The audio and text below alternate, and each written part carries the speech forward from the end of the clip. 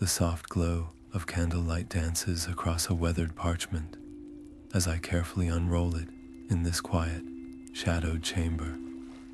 There's something almost magical about these ancient texts, whispers of a world where the line between myth and reality blurred, where creatures of unimaginable strangeness roam the lands and seas of Greece. Tonight, we're stepping into that world together, unraveling tales of beings so bizarre, so utterly unlike anything in our modern understanding, that they'll leave you equal parts fascinated and unsettled. And before we begin, I'd love to know, where are you joining us from tonight? Is it the deep quiet of midnight where you are, or perhaps the golden haze of twilight? Let us know in the comments below.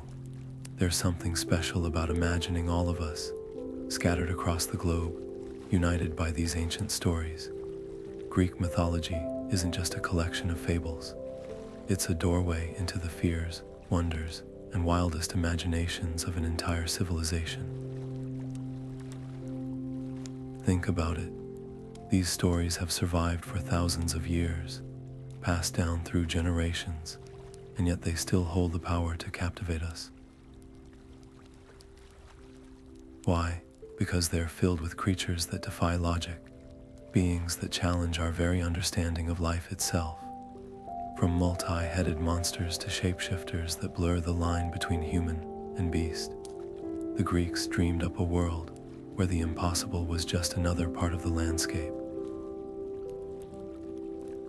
And tonight, we're going to meet some of the strangest among them, creatures so peculiar, you'll wonder how they ever sprang from the human mind. Picture this, a dimly lit temple, the air thick with the scent of burning incense, as a storyteller leans in to share tales of beings that could turn men to stone with a single glance, or serpents whose venom could melt flesh like wax. These weren't just stories to entertain. They were warnings, explanations, even reflections of the natural world's mysteries. Every strange creature had a purpose, a lesson woven into its myth. And as we explore them together, you'll start to see the patterns, the way these myths mirror humanity's deepest fears and greatest curiosities. So settle in, because this isn't just a journey into the past. It's an invitation to see the world through the eyes of those who came before us, to marvel at the limits of their imagination, and maybe, just maybe, to question what might still be lurking in the shadows of our own. The first creature that comes to mind when we speak of Greek monstrosities is the Chimera, a nightmare stitched together from the wildest corners of ancient imagination. Imagine standing at the edge of a village, the air thick with the scent of burning crops, when a shadow moves against the horizon. At first glance, it might resemble a lion, its golden mane catching the last light of dusk. But as it draws closer, your blood runs cold. The body shifts, muscles rippling not with feline grace, but with the wiry strength of a goat, its hooves kicking up sparks against the stone. And then you see it, the serpent's tail, coiled like a whip, hissing with a venom that could dissolve flesh. This wasn't just a beast. It was an abomination, a living defiance of nature's order. The terror of the Chimera wasn't just in its form, but in what it represented.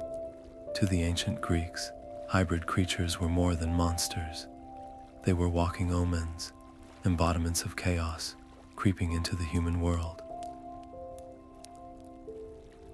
The Chimera's very existence blurred the lines between predator and prey, between earth and sky, as legends claimed it could breathe fire, turning fertile lands into smoldering ruins.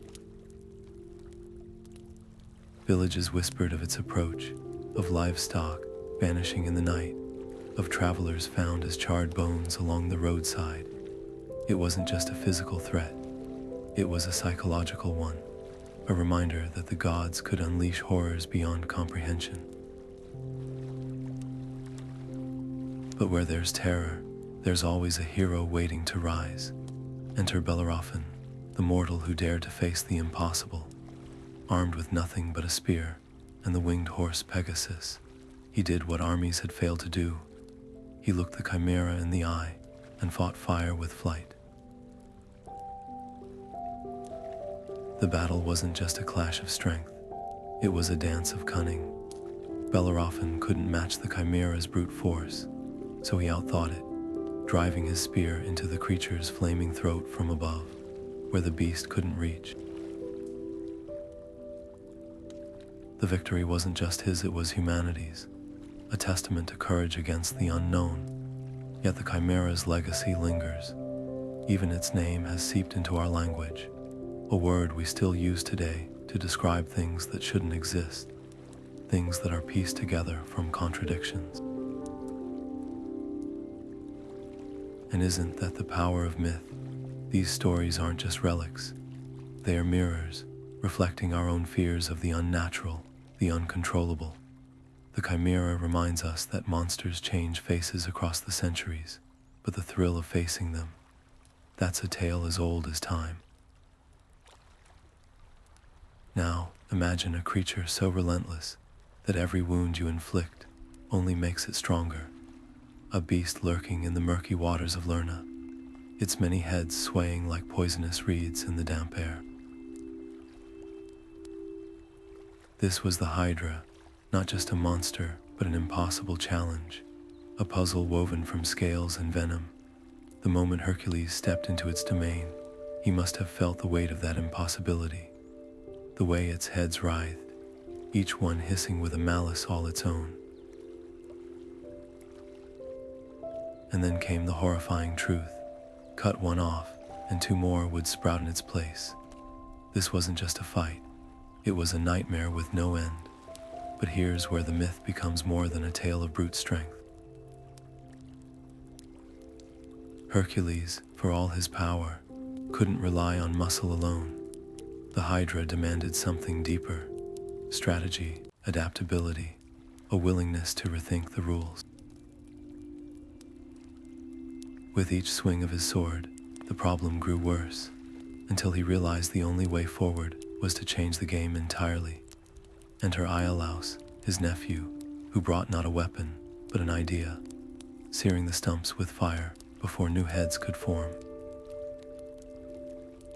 Together, they turned the Hydra's greatest strength into its fatal flaw, a lesson in outthinking as much as outfighting.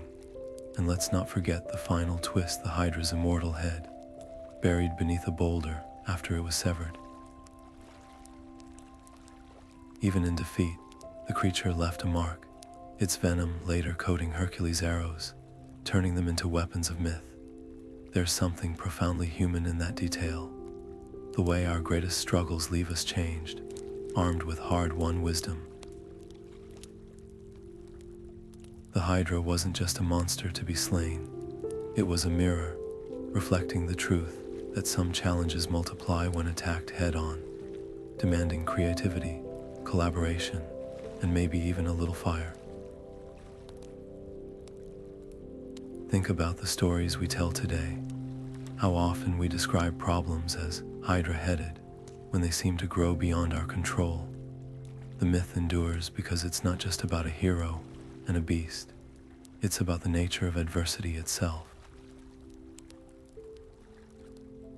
Every time we face a challenge that seems to regenerate faster than we can cut it down, we're standing in Hercules' sandals, searching for our own flaming torch.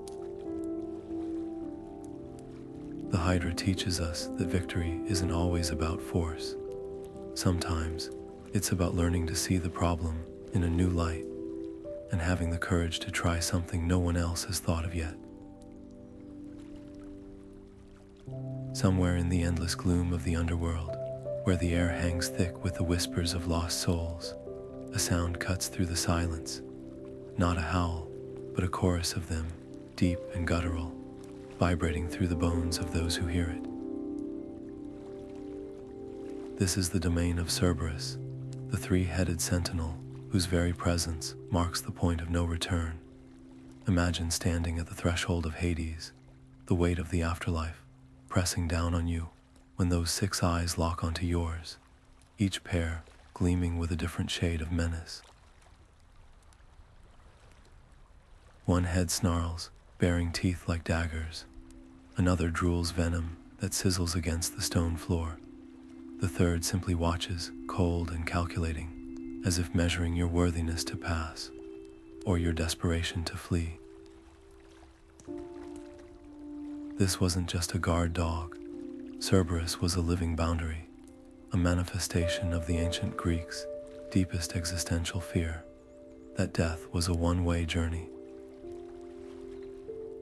His 3 heads weren't just for show, they symbolized the past, present, and future, a reminder that time itself meant nothing in the realm of Hades. His serpent's tail, often forgotten in retellings, writhed with a life of its own, hissing warnings to those who dared approach without permission. And then there were the legends of his mane, said to be made of live snakes, their flickering tongues tasting the fear of every soul that crossed his path. But here's what makes Cerberus so fascinating. He wasn't mindless. In some tales, he could be reasoned with, even temporarily placated. Orpheus, the legendary musician, didn't fight him. He lulled the beast into stillness with his lyre, proving that even the fiercest guardians have vulnerabilities. Hercules, on the other hand, took a more direct approach, dragging Cerberus into the sunlight as one of his labors.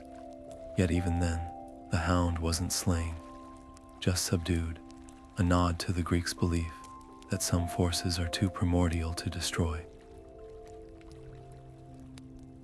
There's a haunting beauty in the way Cerberus lingers in our collective imagination.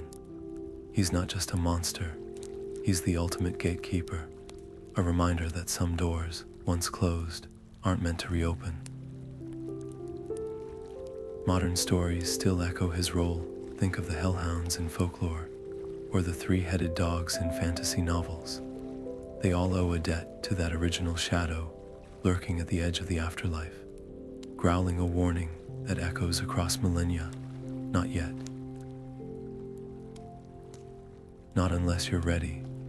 There's a kind of silence that comes before the storm, a hush so deep, it feels like the world itself is holding its breath. That's the moment when the siren's song begins. Not with a crash or a scream, but with a whisper, soft as the brush of a feather against skin. Imagine you're a sailor, weary from months at sea, salt crusted in your beard, your hands calloused from ropes and sails. The wind dies, the waves still, and then you hear it, a melody so sweet it aches. It doesn't sound like danger, it sounds like home. The sirens weren't just singers, they were the embodiment of temptation, their voices weaving promises no mortal could resist. Some say they were once nymphs, cursed by the gods for some long-forgotten slight. Others claim they were born from the blood of a muse, their voices carrying the divine power to bend wills and shatter resolve. Whatever their origin, their purpose was clear: to lure sailors off course, their ships smashing against the jagged rocks as the sirens watched with hollow, hungry eyes. But here's what makes them truly terrifying. They didn't just kill. They offered gifts. To one sailor, the song might sound like a lover's voice, calling his name across the waves. To another, it might be the laughter of children he'd left behind, or the distant hum of a festival in his village. The sirens didn't just sing. They reflected the deepest longings of every man who heard them, twisting desire into destruction. And the worst part, the victims knew. Ancient texts describe sailors clawing at their own ears, begging to be tied to the mast like Odysseus, even as their hands turned the rudder toward the rocks. Odysseus's encounter with the Sirens is one of the most chilling in all of mythology, not because he fought them, but because he surrendered. He stuffed his crew's ears with wax, but he wanted to hear that song. He had himself bound to the mast, ropes digging into his flesh, just to experience that lethal beauty. And when the voices came, they nearly broke him. He thrashed, he wept, he pleaded to be set free. It's a moment that reveals something profound about human nature. We're drawn to the things that might destroy us, not in spite of the danger, but because of it. The siren's legacy lingers in our language. Siren song still means a call that's impossible to resist, even when we know it leads to ruin. Think of the modern temptations that pull us toward our own metaphorical rocks. The glow of screens when we should be sleeping. The whisper of bad habits we can't quite quit. The sirens remind us that some dangers don't come with fangs or claws. They come wrapped in beauty, in longing, in the things we crave most. And the only way to survive them is to recognize the song before it's too late, to lash ourselves to our own masts and pray the ropes hold. For a heartbeat, the air around us hums, as if the echo of those ancient voices still lingers, and maybe it does. Maybe the sirens never really left. Maybe they're still singing, their melody woven into the wind, waiting for the next weary traveler to listen just a little too closely. The air shifts suddenly, a gust of wind where there should be none, carrying with it the sour tang of rotting meat. You look up, expecting a storm, but the sky is clear. Then you hear it, the rhythmic thwap thwap, whap of enormous wings, each beat sending a shudder through your chest. The Harpies are coming. These weren't just birds, nor were they women. They were something in between, a grotesque fusion of hunger and fury. Their feathers, once white, were stained yellow with grime, their faces twisted in permanent snarls, lips cracked from endless craving. And their talons, those hooked, rust-colored claws, could pierce a bronze shield like parchment. Their legend begins with punishment. The Harpies were sent by the gods to torment Phineus, a blinded king, cursed with eternal starvation. Every time he reached for a morsel of food, they'd swoop down, snatching it from his fingers, fouling the rest with their filth. But here's the chilling detail. They didn't just steal his meals. They played with him. Sometimes they'd let him grasp a crust of bread, only to rip it away at the last second, cackling as their wings buffeted his face. Other times, they'd leave just enough to keep him alive, stretching his agony for years. The Harpies didn't just want him to starve, they wanted him to hope, then despair, over and over. What makes them so unsettling isn't just their cruelty, but their intelligence. They didn't attack randomly. They studied their victims, learning which tactics broke them fastest. Sailors told tales of harpies mimicking the cries of drowning men, luring rescuers into treacherous waters. Farmers whispered of them perching on rooftops, counting grain sacks, waiting until harvest was nearly complete before raiding. They were gluttons, yes, but also strategists, turning hunger into an art form. And then there's the sound, that god-forsaken sound. Ancient texts describe it as neither bird nor human, but something uncanny, like a child's whimper spliced with the screech of bending metal. It wasn't just noise, it was a weapon. Survivors spoke of it burrowing into their skulls, making their hands shake too badly to hold a weapon. The Harpies knew this. They'd circle just out of arrow range, their cries growing louder until their victims were too disoriented to fight back. But the most haunting part, the Harpies weren't mindless monsters. In some versions of the myth, they wept as they stole, their tears leaving burns on the skin of those they touched. Were they remorseful, or just savoring the pain? Even the Greeks couldn't agree. What's clear is that they embodied a primal fear, not just of hunger, but of being denied sustenance, of watching salvation dangled then ripped away. Today, we still see echoes of the Harpies in stories of addiction, of obsessions that consume us even as we loathe them. They're the voice that whispers one more when we know we should stop, the craving that outlasts reason. The Harpies remind us that hunger isn't always physical sometimes. It's the things we can't stop reaching for, even as they destroy us, and that's a myth that never grows old. The torchlight flickers against the cave walls as you take another cautious step forward, the air growing heavier with each breath.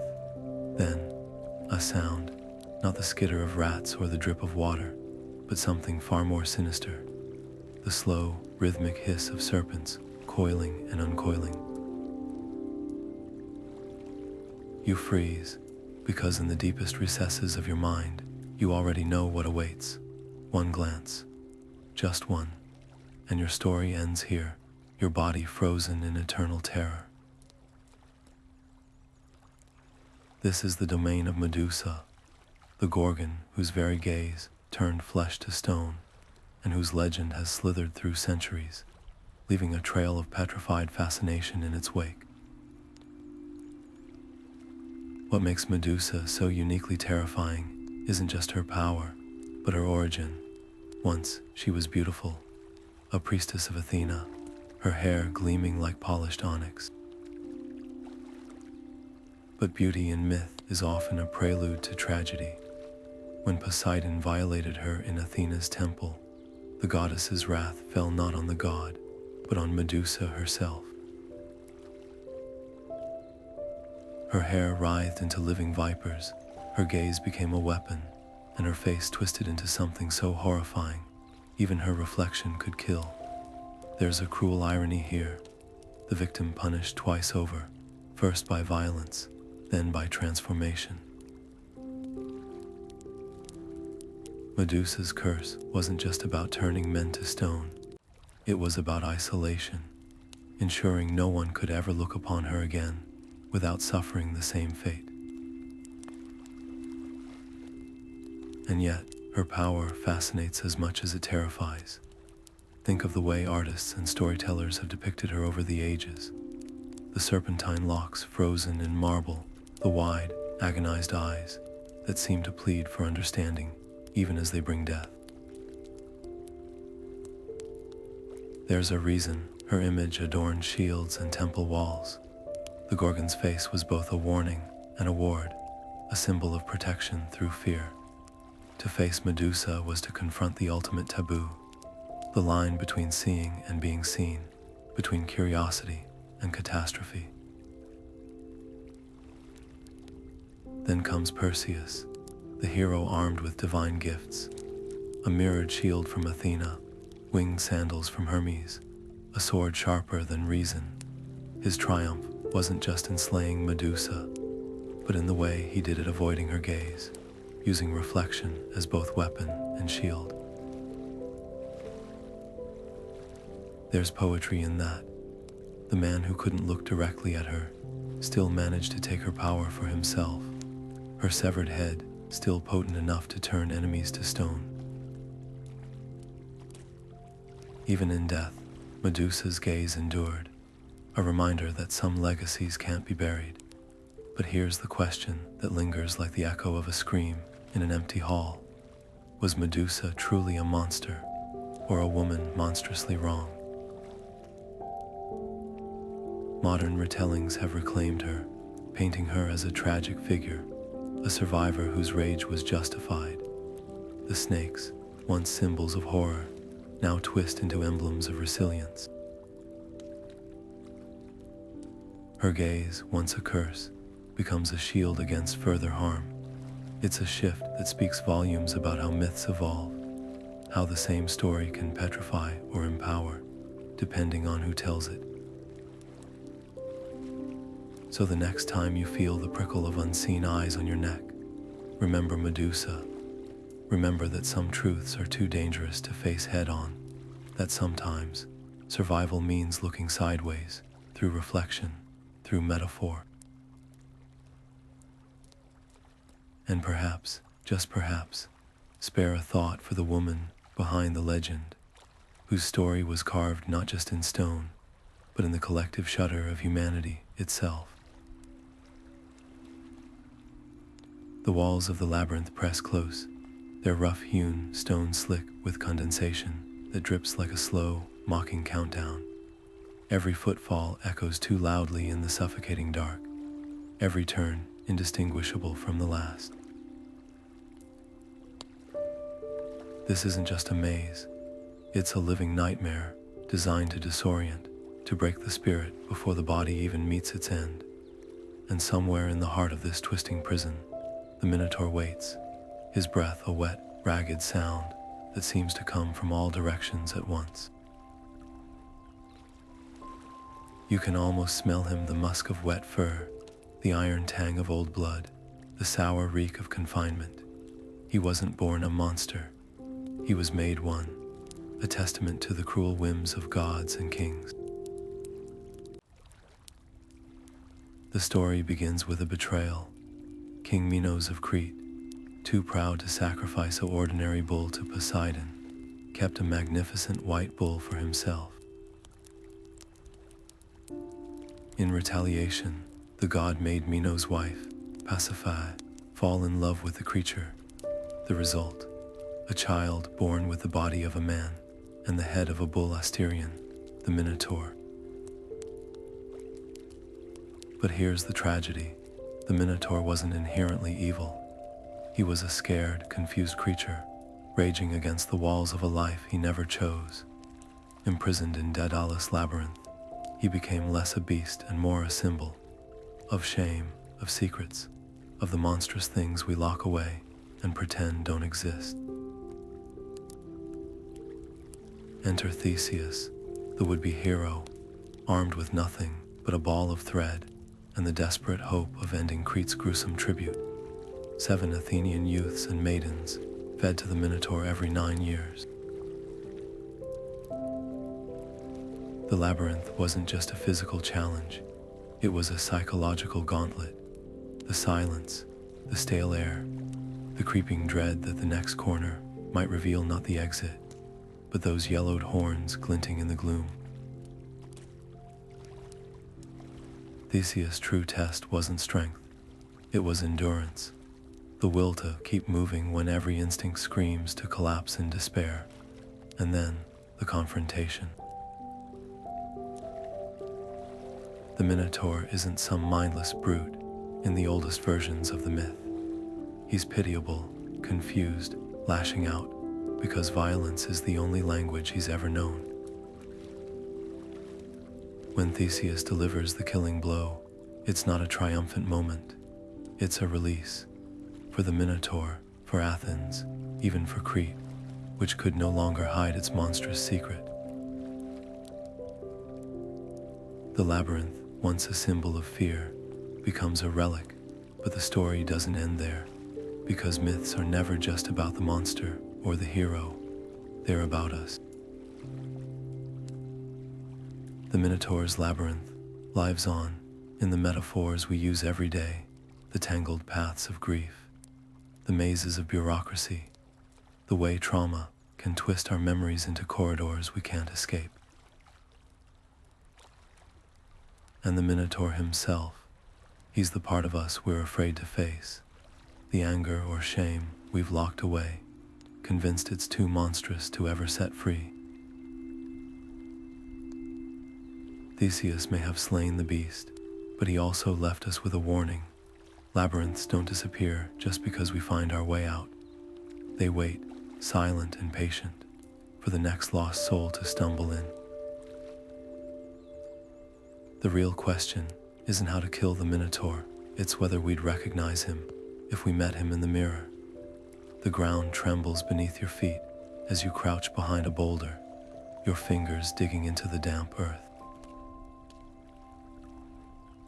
The smell hits you first: wet wool, sour milk, and something darker, coppery, clinging to the air like a threat. Then comes the sound, a grunt like boulders grinding together, followed by the heavy thud of footsteps that make your ribs vibrate.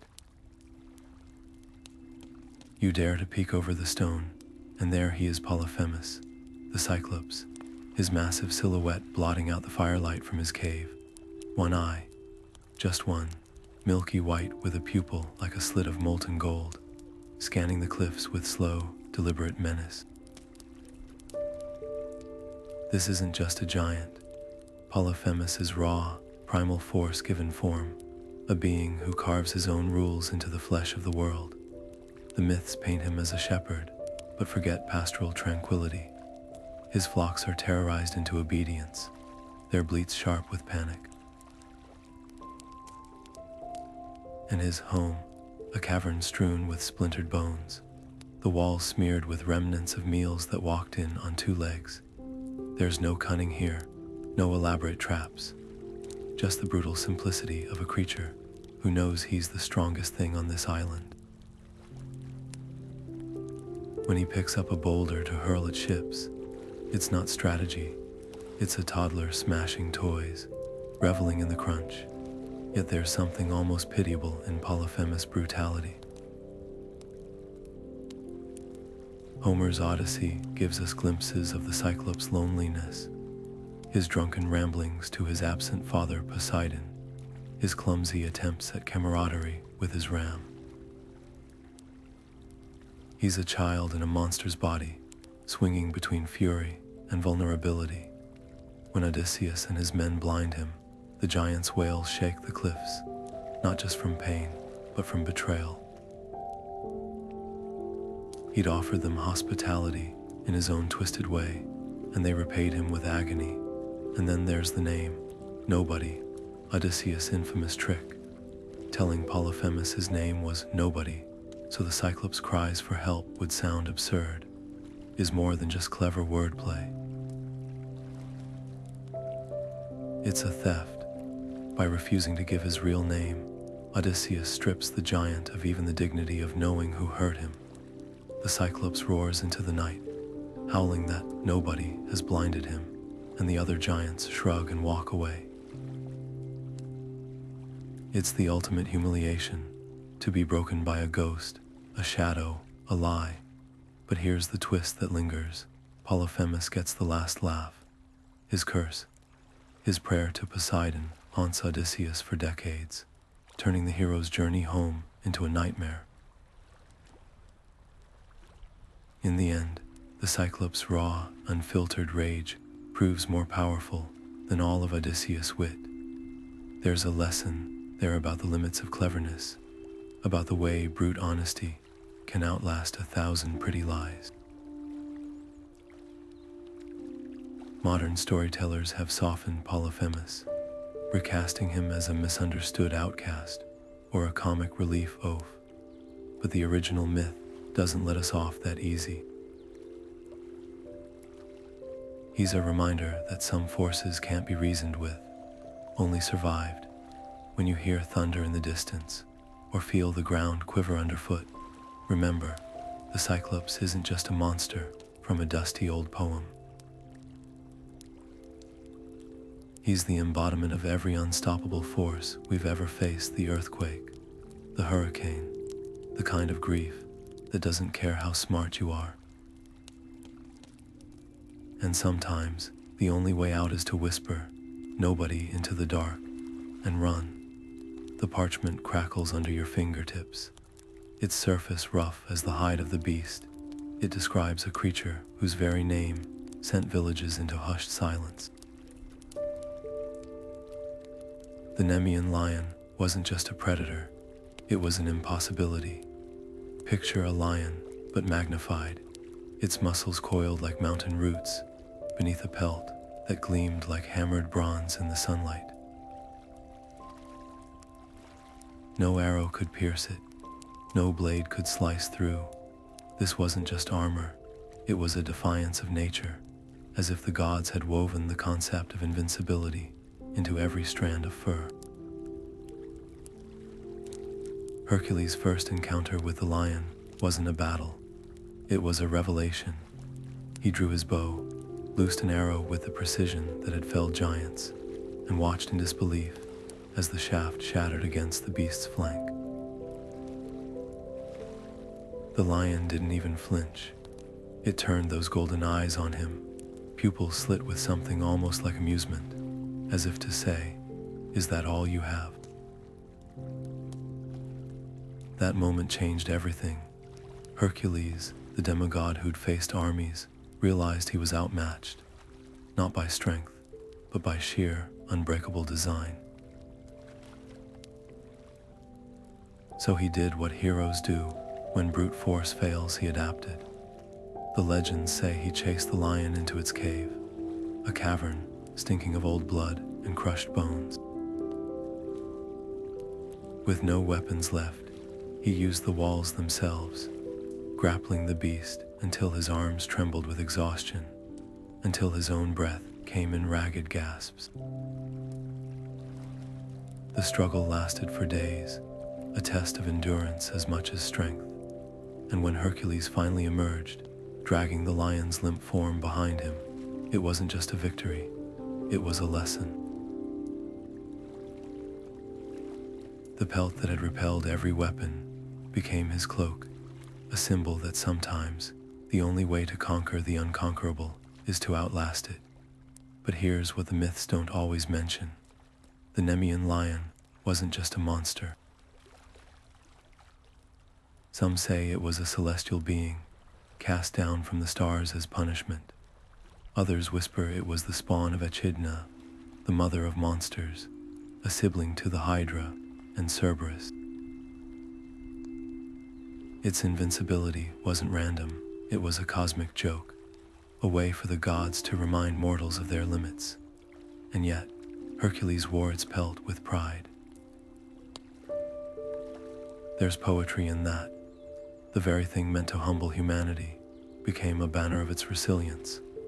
Today, we still see echoes of the Nemean lion in the challenges we call impossible, the diseases without cures, the injustices that seem baked into the system. Hercules' story whispers to us across the ages. Sometimes, victory isn't about finding a sharper sword. It's about stamina, creativity, the willingness to wrestle something in the dark until it yields. The lion's pelt wasn't just a trophy. It was a reminder that even invincibility has a weakness: time, pressure, the unrelenting grip of someone who refuses to let go. The sky darkens suddenly, not with storm clouds, but with the shadow of wings so vast they could eclipse a chariot. A scream rips through the air, half avian shriek, half leonine roar, as the Griffin dives. This isn't just a creature, it's a paradox given flesh, a fusion of the earth's fiercest predator and the sky's most sovereign hunter. Picture the lion's muscular haunches, coiled like loaded springs, topped with the feathered torso of an eagle, its golden beak glinting like a dagger in the sunlight. The Griffin didn't just exist in the myths, it ruled them, straddling the line between nobility and savagery with terrifying grace. What sets the Griffin apart from other hybrids is its duality. The lion, king of beasts, symbolized strength, courage, and unshakable dominion over the land. The eagle, ruler of the skies, embodied divine connection, piercing vision, and untouchable freedom. Combine them, and you get a being that commanded reverence in a way even gods envied. Ancient texts describe griffins as guardians of divine treasures, their talons curled around mounds of gold in Hyperborean temples. But they weren't mere watchdogs. They chose whom to spare and whom to rend apart, their judgment as swift as their strikes. And then there's the sound, a cry that could freeze blood. Writers from Herodotus to Pliny, the elder, tried to capture it. Like thunder given voice, one called it. A chorus of war horns fused with the wail of a dying hawk, claimed another. When a griffin called, the world listened. Birds dropped from the sky mid-flight. Wolves abandoned their kills. Even the wind seemed to still, as if nature itself paused to pay homage. But the griffin's most fascinating trait wasn't its power, it was its pride. These creatures didn't skulk in shadows or ambush the weak. They fought openly, honorably, their battles more like duels than hunts. Legends tell of griffins sparing travelers who showed courage, even gifting them feathers as tokens of respect. Yet cross one, and their wrath was biblical. A single swipe of their claws could cleave a man in two, their beaks capable of snipping spearheads like twigs. Modern scholars argue the griffin myth might have sprung from real-life fossil discoveries, protoceratops skeletons unearthed in Central Asia. Their beaked skulls and four-legged bodies easily misread by ancient travelers. But that doesn't explain the hold they've had on our imagination. Griffins appear in heraldry, their images etched into coats of arms as symbols of vigilance and valor. They are carved into cathedral walls, their wings outstretched as if to carry prayers to heaven. Even today, they soar through fantasy novels and blockbuster films, their appeal timeless. Perhaps it's because the griffin represents the best and worst of both worlds. The eagle's arrogance paired with the lion's ferocity, the sky's freedom tethered to the earth's ruthlessness. They remind us that true power isn't just about strength, but balance, and that the most majestic things in this world are often the most deadly. So the next time you feel a shadow pass overhead, don't just look up. Listen, that distant scream might not be the wind. It might be the griffin's echo, rolling down the centuries to remind us some legends never land. The road to Thebes winds through a barren stretch of desert, the air so still you can hear your own heartbeat. Then, a shift in the wind, not a gust, but a breath, warm and thick with the scent of sun-baked stone. You look up, and there she perches, her lion's body coiled atop the cliffs, her wings folded like a judge's robes. The Sphinx doesn't roar, she doesn't need to. Her silence is more terrifying than any battle cry, because you know what comes next. That voice, smooth as polished obsidian, sliding into your skull. What walks on 4 legs in the morning, 2 legs at noon, and 3 legs in the evening? Answer correctly, and you pass.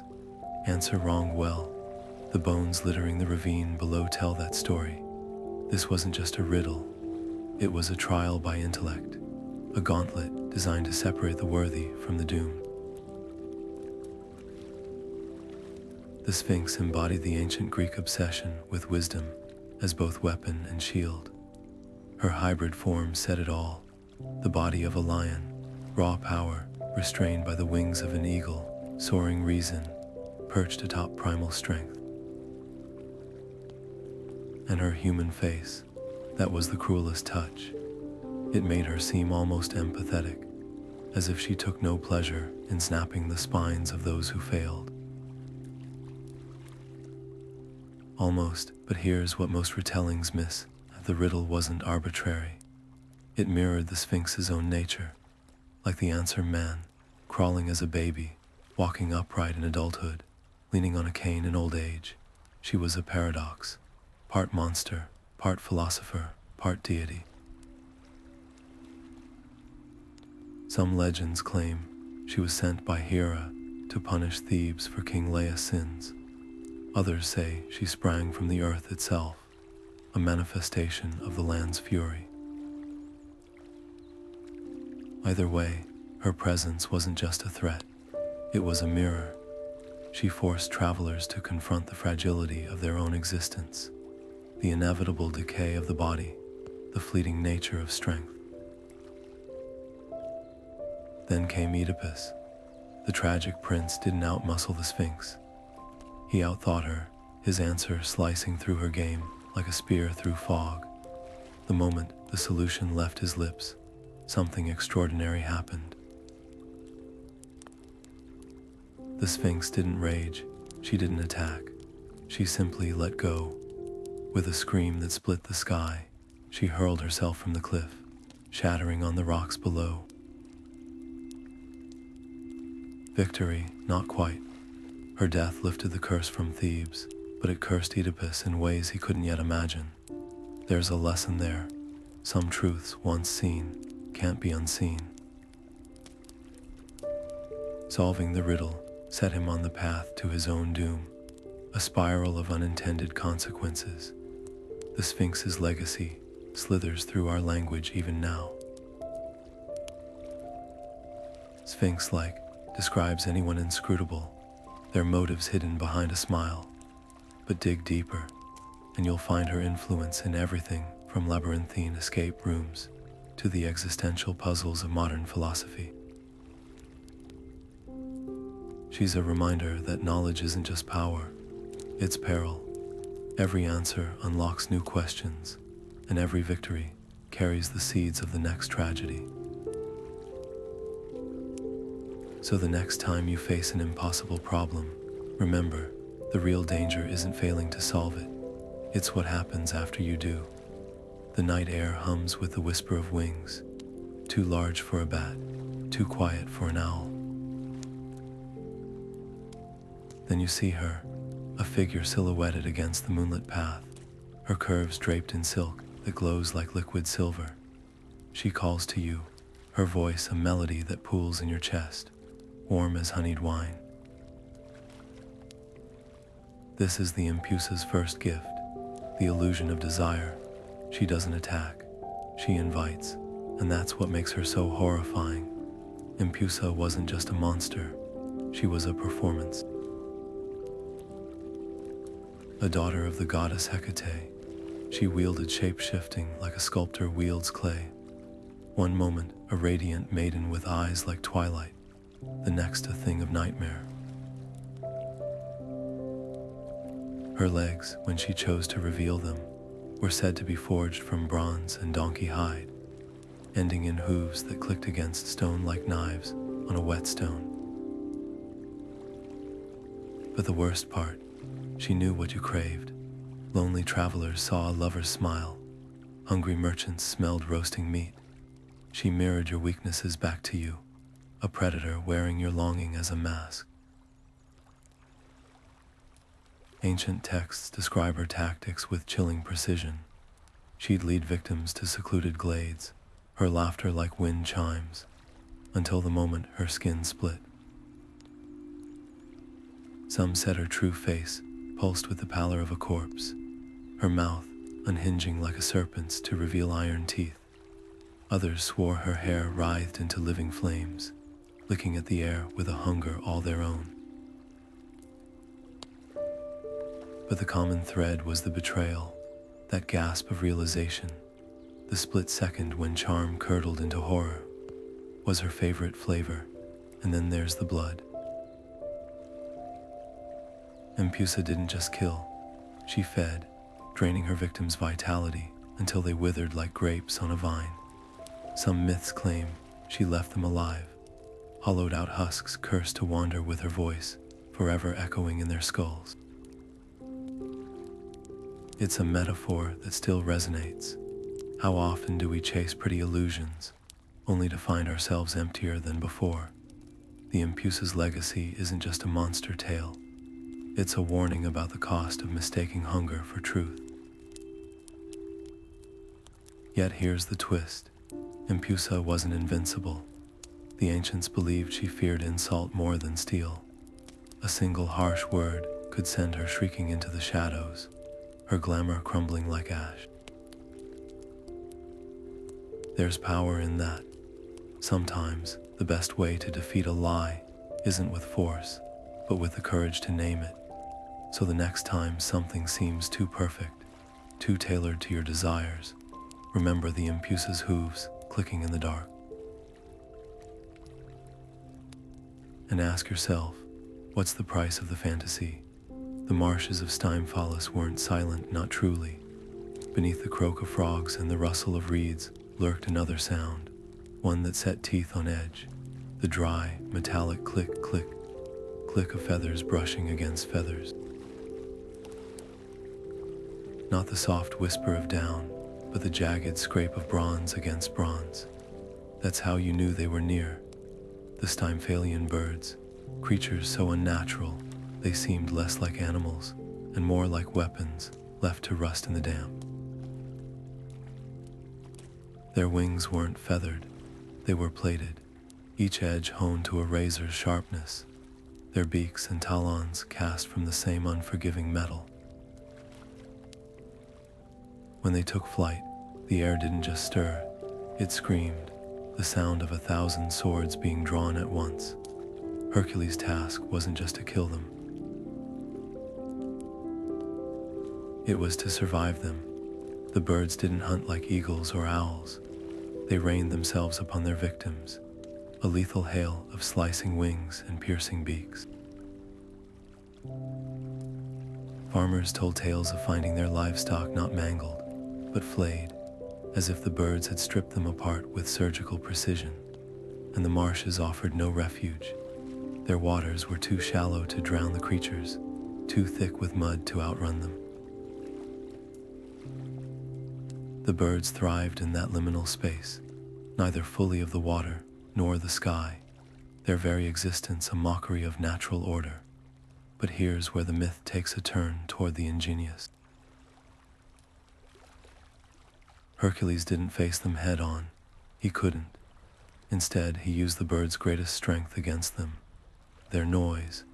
With a pair of bronze crotala, clappers forged by Hephaestus himself, he unleashed a cacophony so deafening it shattered the marsh's eerie calm. The birds, hypersensitive to sound, couldn't endure it. They erupted from the reeds in a panic storm, their metallic wings clattering like a collapsing armory, their shrieks like nails dragged across slate. Some legends say they fled so far they reached the Black Sea, their descendants still haunting its shores. Others claim they simply disintegrated midair, their unnatural forms unable to withstand the vibrations of true, unbridled chaos. What's fascinating isn't just the victory, but the symbolism. The Stymphalian birds weren't just monsters. They were manifestations of discord, their metallic feathers reflecting the harsh, unyielding edges of human conflict. Hercules didn't slay them with arrows or brute force. He disrupted them, proving that sometimes the way to conquer chaos isn't through order, but through something louder, wilder, and infinitely more primal. And if you listen closely, you can still hear their echo, not in marshes, but in the modern world, in the screech of subway brakes, the jarring clash of construction, the way certain sounds still make our spines tighten instinctually. The Stymphalian birds remind us that noise isn't just sound, it's a force, and in the right hands, even the most terrifying monsters can be driven back by the sheer, unapologetic power of volume.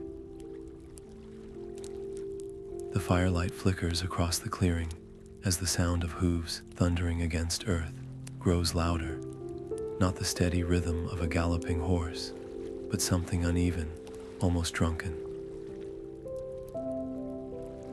Then they emerge from the tree line, their human torsos swaying atop powerful equine bodies, wine sloshing from golden cups, clutched in calloused hands. The centaurs have arrived, and with them, the line between civilization and savagery blurs beyond recognition. These weren't just hybrids, they were walking contradictions, their very bodies a battleground between reason and instinct. One moment, they could quote philosophy with the eloquence of scholars.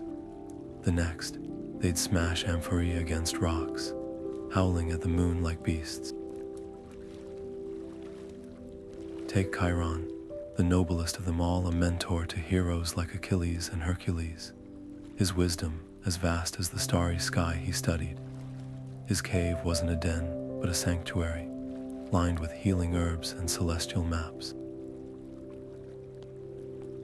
Yet even he bore the mark of duality, his equine half a reminder that no amount of knowledge could fully tame the wildness within.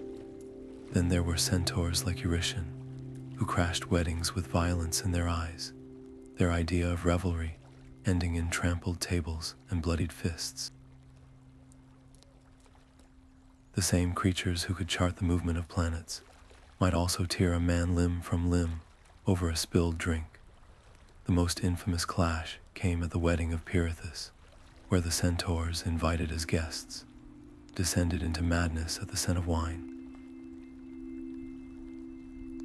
What began as celebration became slaughter, their hooves crushing goblets and bones alike. Hercules fought back, his arrows finding their marks, but the real tragedy wasn't in the bloodshed. It was in the shattered possibility of harmony. The centaurs could have bridged two worlds. Instead, they became a cautionary tale about the cost of surrendering to base desires. Yet for all their chaos, centaurs fascinate us because they're mirrors. They embody the struggle every human knows, the tension between our higher aspirations and our raw, animal impulses. Modern stories still grapple with this duality, from werewolves battling their inner beasts to addicts fighting their cravings. The centaurs remind us that nobility and brutality aren't always opposites. Sometimes they are the same creature, standing on unstable ground, forever torn between the reins and the gallop, and perhaps that's why their myths endure. Not because they're monsters, but because they're us, flawed, volatile, capable of greatness and ruin in the same breath. The next time you feel torn between impulse and integrity, remember the centaurs. Their hooves still echo in the quiet moments when we ask ourselves, which half will win? Even the gods trembled when Typhon stirred. Imagine a being so vast his head scraped the stars, his legs churning the oceans into froth with every step. His body wasn't just scaled, it was a living tempest, coils of storm clouds and lightning woven into serpentine flesh, and his voice, thunder given shape, a roar that cracked mountains like eggshells. This wasn't just a monster, this was the closest Greece ever came to an apocalypse. The myths say Gaia, the earth herself, birthed Typhon in her fury, a final, desperate weapon against the Olympians who dethroned her Titan children. And what a weapon he was. Where his fingers should have been, 100 dragon heads writhed, each one spewing venom or gale force winds. His eyes burned with a light so fierce it scorched the earth bare, and his wings, oh, his wings, could blot out the sun for days.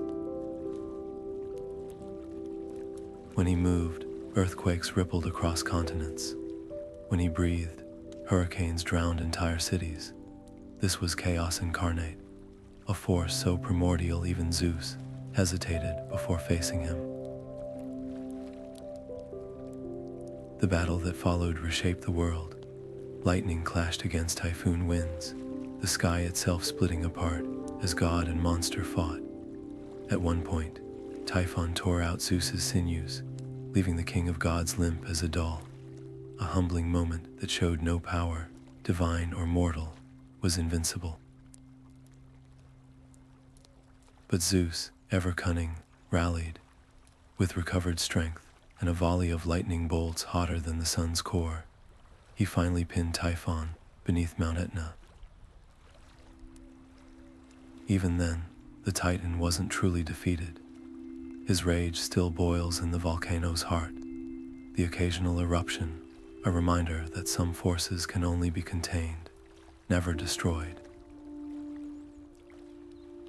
What's chilling isn't just Typhon's power, it's his legacy. He fathered half the monsters we've spoken of tonight.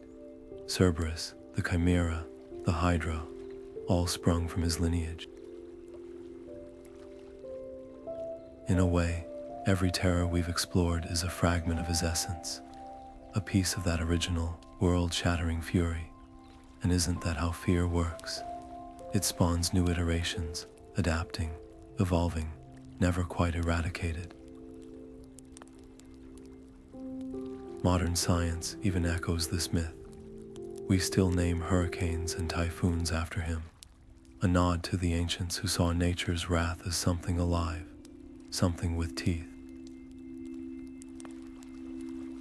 So the next time the sky darkens and the wind howls like a wounded beast, remember, Typhon may be buried, but his children still walk among us, and the line between myth and storm is thinner than you think.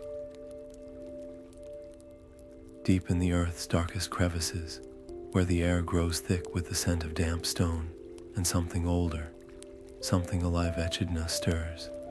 They called her the mother of monsters, but that title doesn't capture her.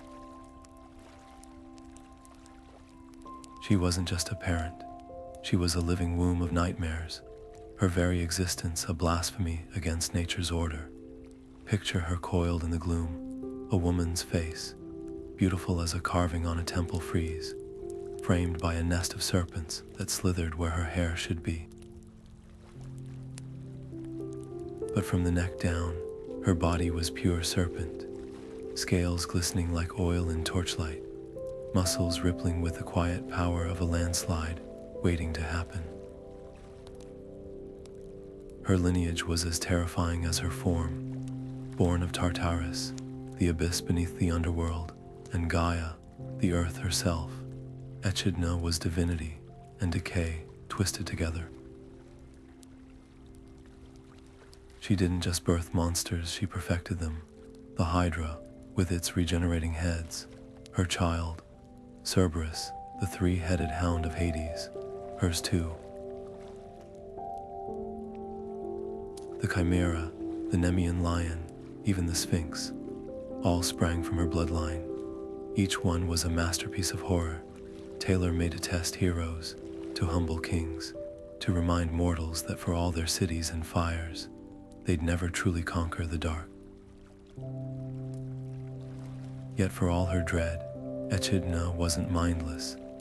The myths whisper of a cruel intelligence in her golden eyes, a calculating patience as she watched her offspring hunt. She didn't unleash them randomly, she placed them like pieces on a board, the Hydra in Lerna's swamps, where its many heads could thrive in the damp.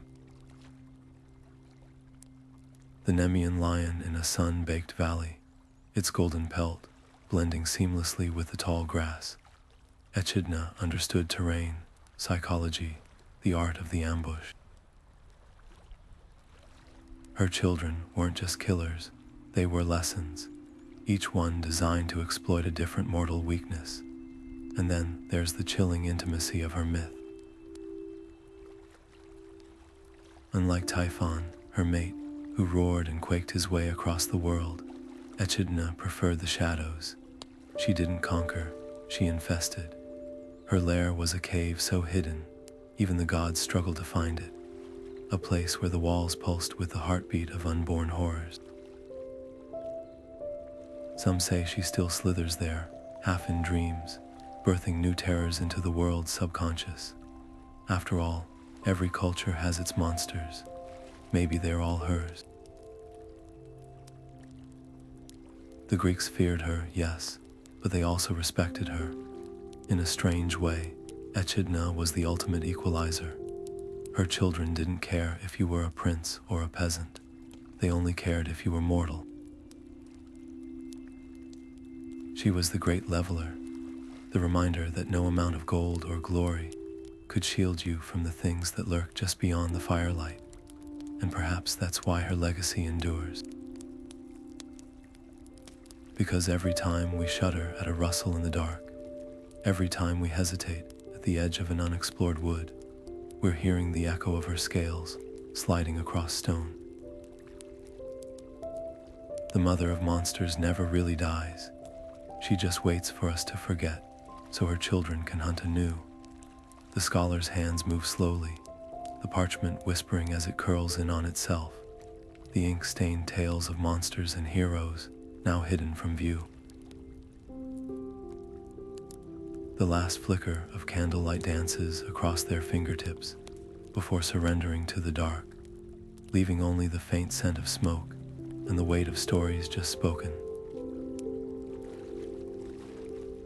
These creatures, these impossible, glorious terrors, were never just obstacles for heroes to overcome.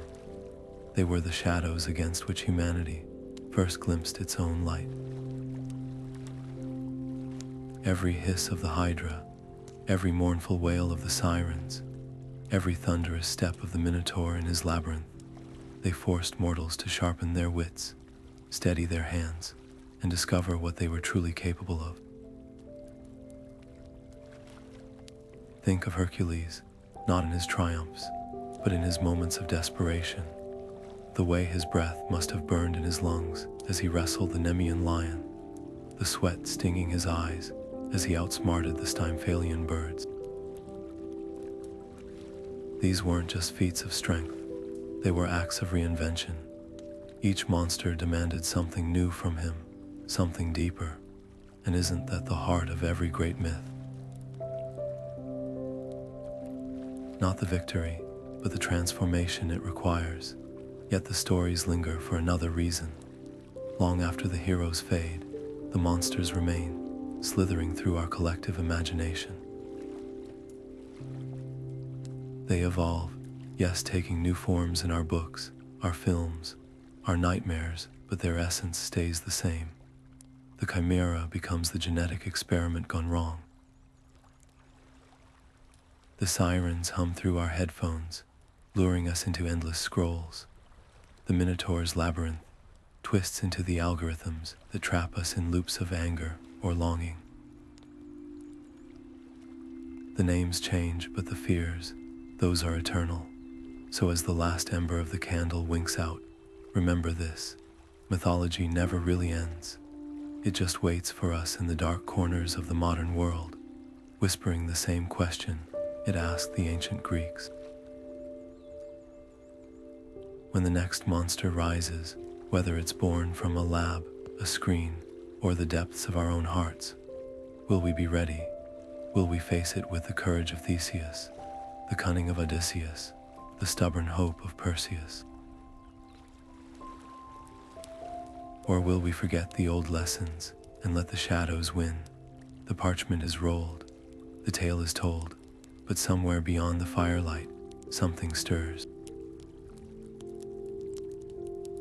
Not a lion, not a serpent, not anything with a name yet, but it's listening, and it's hungry.